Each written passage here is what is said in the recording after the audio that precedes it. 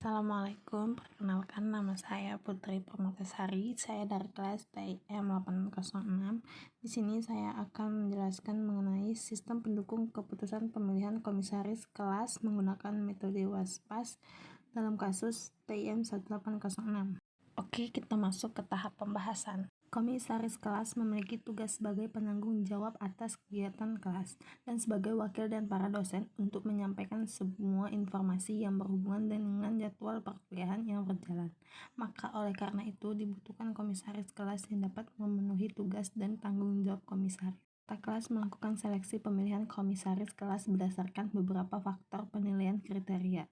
Oleh karena itu, dalam menyeleksi calon komisaris kelas tersebut dilakukan dengan menggunakan pendekatan metode WASPAS sebagai sebuah metode yang dapat mengambil sebuah keputusan untuk merekomendasikan penilaian seleksi calon komisaris kelas.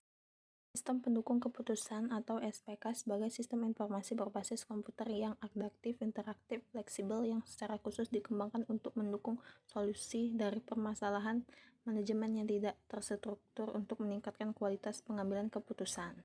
Komisaris kelas adalah mahasiswa yang terpilih atau ditunjuk dalam satu kelas untuk mengawasi kegiatan perkuliahan, membantu mahasiswa lain dalam mencari informasi, dan sebagai utusan rapat masing-masing kelas. Oleh karena itu, dibutuhkan komisaris kelas yang memiliki kriteria terbaik dibanding anggota lainnya, agar tercipta sistem yang baik.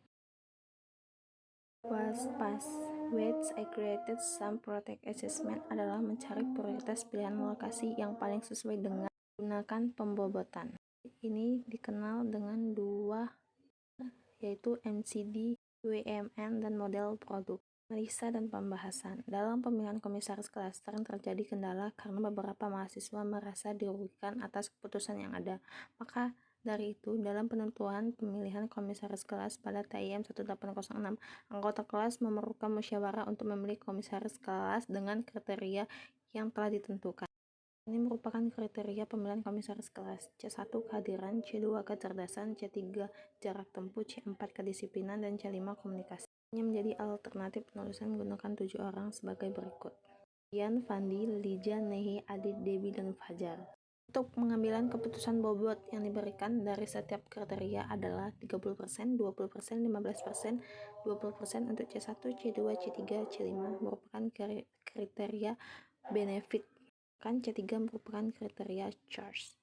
Kesimpulan dari analisa dan pembahasan yang dilakukan di atas, maka dapat diambil kesimpulan dalam pemilihan komisaris kelas dengan menggunakan metode WASPAS bisa membantu dalam mengambil keputusan untuk memutuskan kandidat terbaik dari beberapa alternatif yang harus diambil untuk dijadikan sebagai komisaris kelas dengan kriteria yang sudah disepakatin. Sekian dan terima kasih banyak. Wassalamualaikum.